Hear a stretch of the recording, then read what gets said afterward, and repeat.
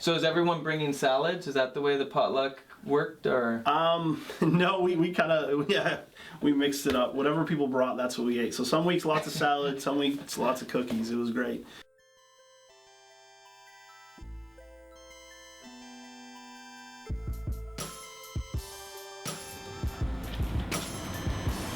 And welcome to Going Home.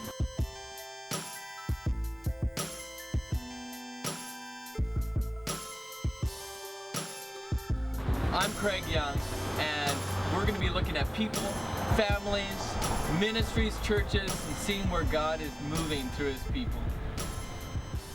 I mean, for an 8-year-old, for a 7-year-old, for a 4-year-old, mission is sharing your Legos with kids so that their moms and dads can hear about Jesus.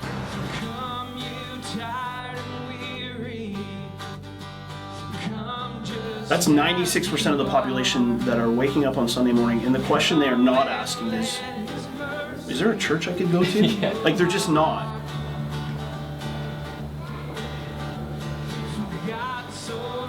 So a movie theater, was that sort of on the first list of places? Yeah, I guess there wasn't really a question.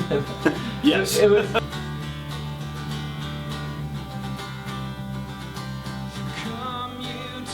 Is taken from that whole article is the fact that you meet in this movie theater and it's a show. And we have a debit machine in the lobby, which they were pretty enamored with, as though it wasn't 2011.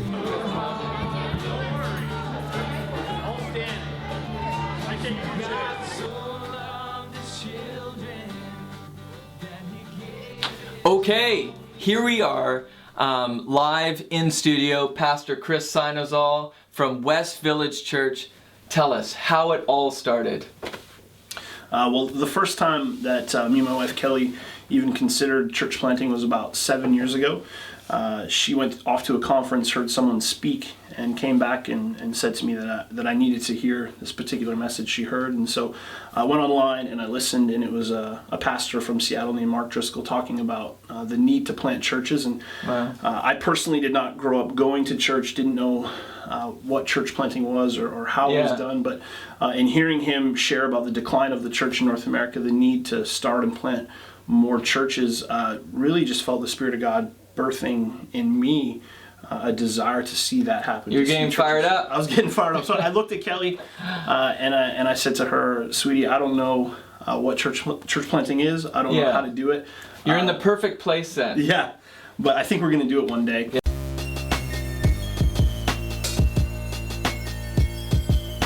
So we had sort of an official, our first West Village meeting, which was the second Sunday in February in the evening in our home. And there was about 20 or 25 adults and kids combined at our house for that first meeting. And really there, just kind of set casted a little bit of vision for them of where I saw the church going. So what is that like with having 20 people in your home meeting? I imagine there's kids running around.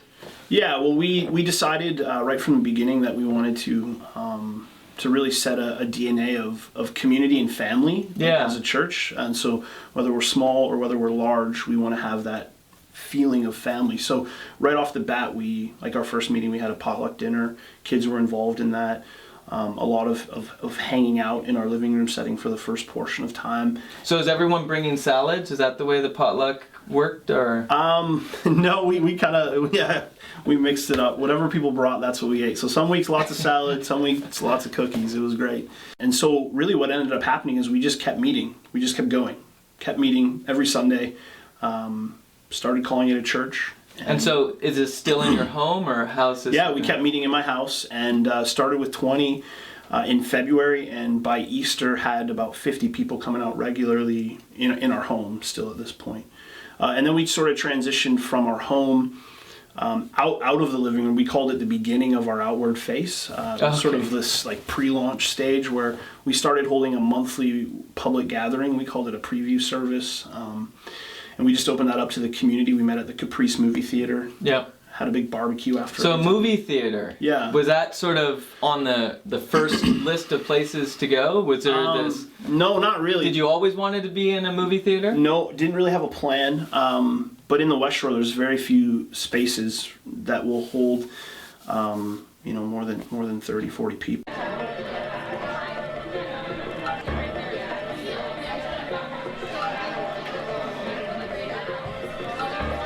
Okay, another question I have is around family. Like, obviously, this has been a huge transition from going from a stable, job position at a larger church, and how's that been on the family and the kids? To be honest, it's been fantastic. We wondered what that was going to be like for our kids in particular, but they have not missed a beat.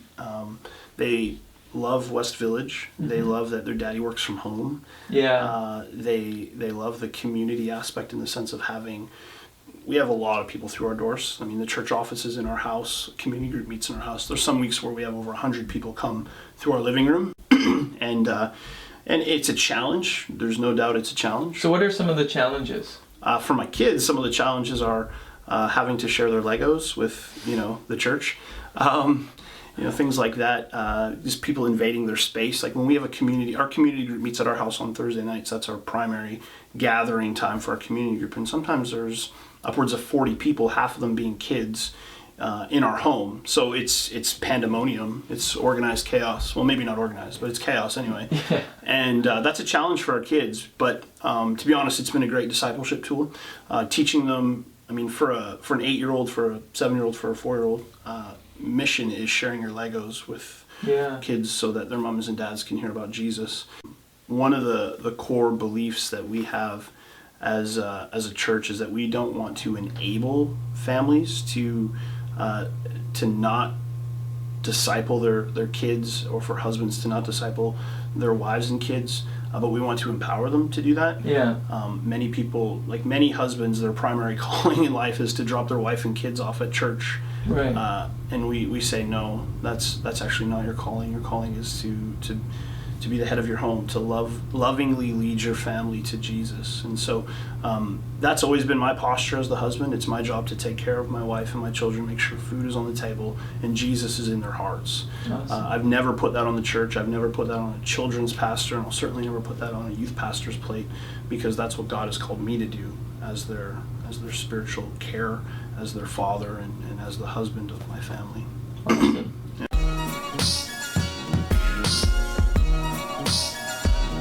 The question that drove this church plant, that drove me from the beginning, was not how do I get people to come to church, but how do I get the church to go to people? And as I talk to other church planters, other pastors, I would just ask them about their churches, and what I would discover is that everything that the church was doing was oriented around how do we get people to show up to our building or our facility at 9:30 or 10 on a Sunday morning, and that was the victory. If we could get them there on a Sunday morning, that was a victory. Now, I'm not denouncing the value of people coming to church. I think it's important to gather as the church. People get saved on Sunday mornings, and God is worshipped and glorified, and all those things are wonderful. But we live in a city that is ridiculously unchurched. 4% of Victoria go to church on a Sunday morning, which means 96% don't.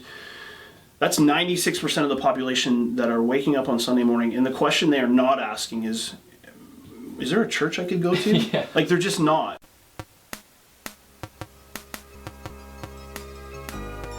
People looking in. I know there was a write-up that was done on you with the Globe and Mail. The silver screen preacher. Yeah. Yeah. And that first initial, in reading that article, the first initial thing that is taken from that whole article is the fact that you meet in this movie theater and it's a show. And we have a debit machine in the lobby, Yeah. which they were pretty enamored with, as though it wasn't 2011.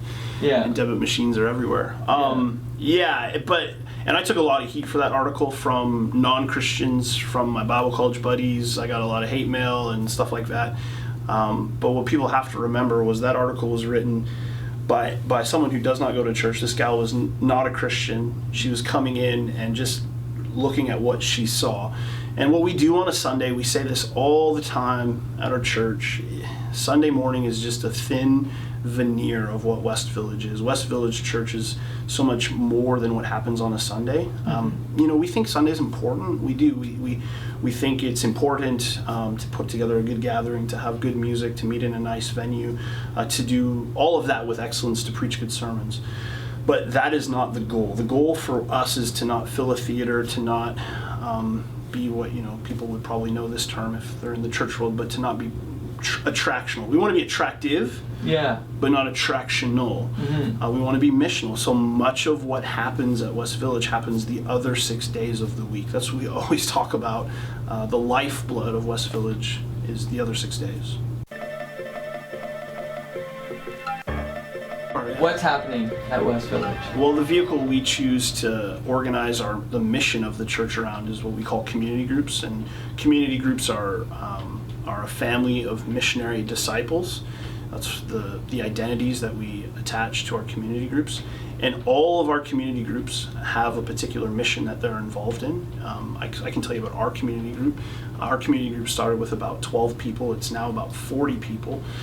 And our particular mission is the elementary school that our kids belong to in the neighborhood that we live in. And we don't go there with the posture of trying to convert anyone or evangelize anyone.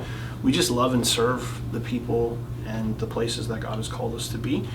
And so by God's grace, a number of people from our kids' school and from our neighborhood have started connecting to West Village. Many of them people who didn't go to church before. That's awesome. Well, thank you so much, Pastor Chris, for just coming and just sharing more about how God is using you and your family and this church in ministry. And just so excited to hear more stories about God using you into the future. Cool. So, Thank blessings you very much. on you. Thanks, brother. Yeah. Okay, there we go. Our first episode of Going Home, and it's been exciting. We've taken a look at West Village Church, and Pastor Chris Sandoval, thank you so much for coming and joining us.